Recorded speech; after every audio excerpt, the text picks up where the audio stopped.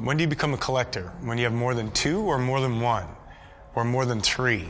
Is it more than three? Then I'm barely a collector.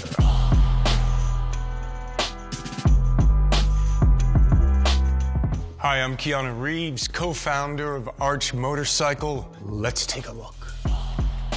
Where I grew up in Toronto, every summer, motorcycle gangs would come into a place called Yorkville. Those bikes, those people, those pirates, I think touched that 10-year-old kid in a way. I learned how to ride a motorcycle when I was doing a film in Munich. This young woman had an Enduro, and I asked her if she'd teach me how to ride it. And when I came back to Los Angeles, this is probably around 86, 87, I got my first motorcycle. So this is where it all happens, kind of backstage, if you will. We have some client bikes here being worked on and assembled. And then personally, this is the second motorcycle I bought in Los Angeles around 1987. It's a 1973 Mark IIA Norton Commando. Had a lot of good times with this motorcycle. And I just grew up really loving Nortons, the upswept pipe. It's an English twin. Norton was renowned for the featherbed frame, which means that the engine is rubber mounted, kind of taking a lot of the vibration out of it. It's got a nice sound, smells good when it heats up the oil, and got a lot of miles on that motorcycle. In films, I rode a motorcycle in Chain Reaction and a film called My Own Private Idaho. In My Own Private Idaho, the gentleman came out with a canary yellow Norton. And the guy's like, so do you know this bike? And well, this is how you know. I was like, I got it. That was a fun day to ride that bike and ride with River Phoenix. What about John Wick? Didn't you ride in that?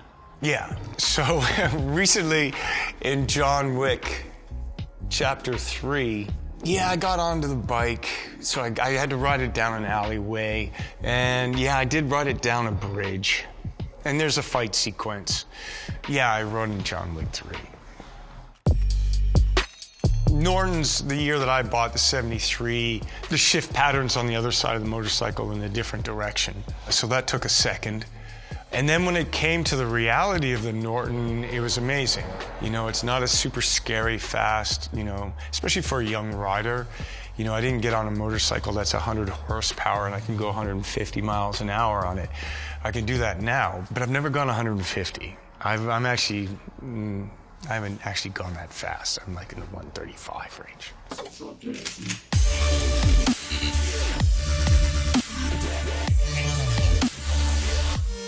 This is the Ducati that was in The Matrix Reloaded.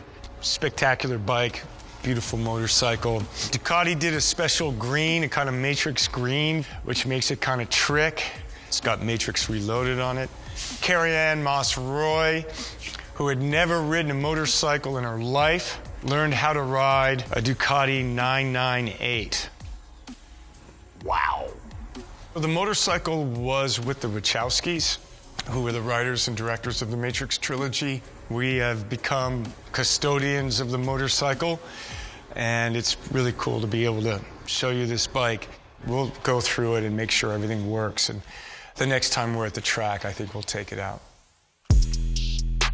You know, when I work on films, you know, in the past, they would, you know, have contracts that said you couldn't ride a motorcycle. You know, you're an asset and they don't want you to crash. So sometimes I would pay attention to that and sometimes I didn't.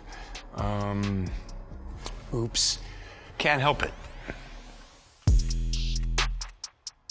It's not difficult to communicate what it's like to ride a motorcycle because, you know, if you've ridden a bicycle, you kind of get it. And a motorcycle, you're a little more vulnerable, so the stakes are higher, which I like.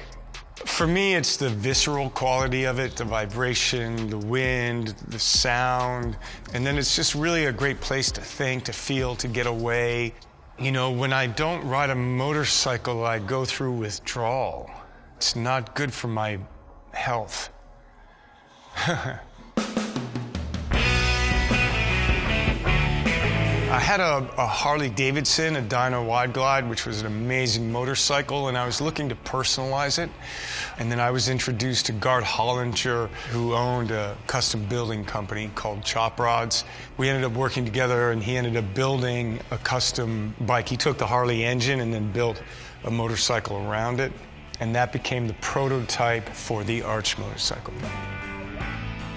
So this is a 2019 KR GT1. The company makes over 200 parts for the motorcycle. It's all billet aluminum. We manufacture those parts, but we also work with some high-end other companies, third parties. So we have an Öhlins high-end front suspension, South African company called BST for carbon wheels. We're working with a great company out of Wisconsin called S&S for the power plant. What else we got? We got some Michelin tires, which are pretty awesome. We work with an Italian company called Rizoma, signals, mirrors, foot controls. We also make the seat custom for the owner, so it's, you know, fitted. Let's see if we can start this thing.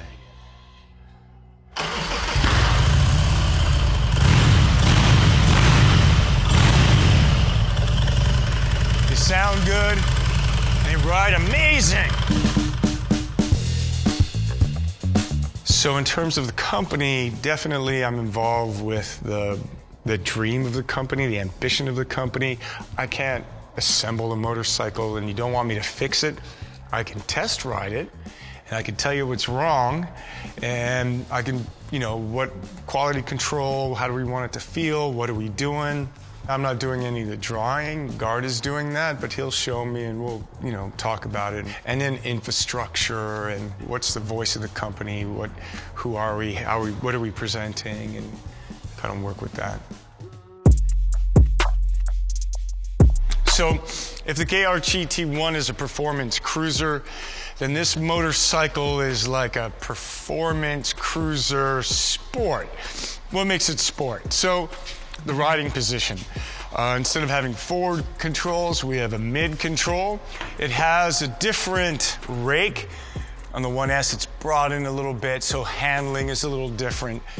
Also, we're gonna have different wheels, obviously different body work. So it's got some other kind of developments going on in terms of tank design. We're still working on our final exhaust system for it. And then there's a whole bunch of other design elements that are going on under here. We have a new instrument panel. The frame is different than the KR GT1. It's not exposed, and what's going on inside is a little bit different. We also like to do track rides. So there's the ponies for when we want to go fast on a racetrack. I'm riding the ZX-10 here, the Ninja. Gart's got the R1. Ross, who works at the company, he's dealing with the Aprilia, and that might be Simon's. Really amazing, all of them amazing motorcycles, and it's really fun just to get together. We do a lot of riding with the Arches and go on Arch events and ride all through the Santa Monica Mountains, and that's great. But we all love riding, and if you're on a track, you don't have to worry about traffic or speed limits. Yeah, let's see, bikes that I haven't ridden that I wouldn't mind. Well, I mean, of course, the Vincent Black Shadow, and there's a couple of examples of those, probably some 20s Bruff Superiors. I've never been on a MotoGP, a modern MotoGP motorcycle. That might be kind of fun, you know? That'd be insane. Oh my God. Anyway, I've never ridden one of those. Well, if I get on a Bruff and a Vincent Black Shadow and get the chance to ride a MotoGP bike, that'd be pretty awesome.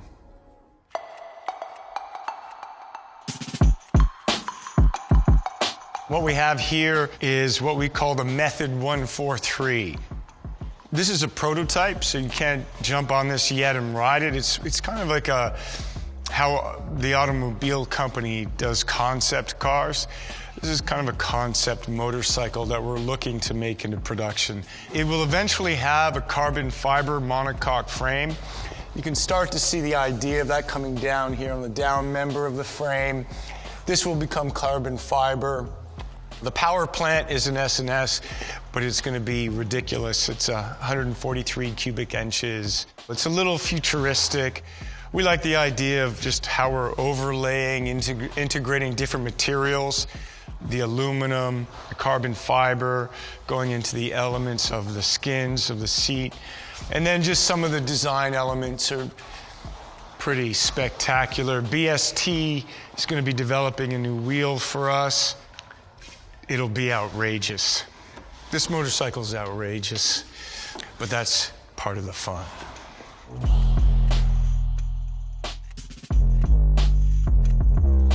Advice to a new rider. I mean, if you're a kid and you're like starting off on a little mini bike, I mean, people are gonna show you what to do. If you're a young adult and you're not dirt riding and you wanna get on the street, take a class. You know, start with a small CC, get a bike that you can get your feet on the ground, something that's not gonna freak you out, you know? If you're not gonna do all of that, just don't go crazy. Like if you've never ridden a motorcycle, don't get, you know, a sport bike that's got a lot of horsepower. But yeah, be comfortable on it. Don't get too much power that, you know, can overwhelm you too quickly. And have fun.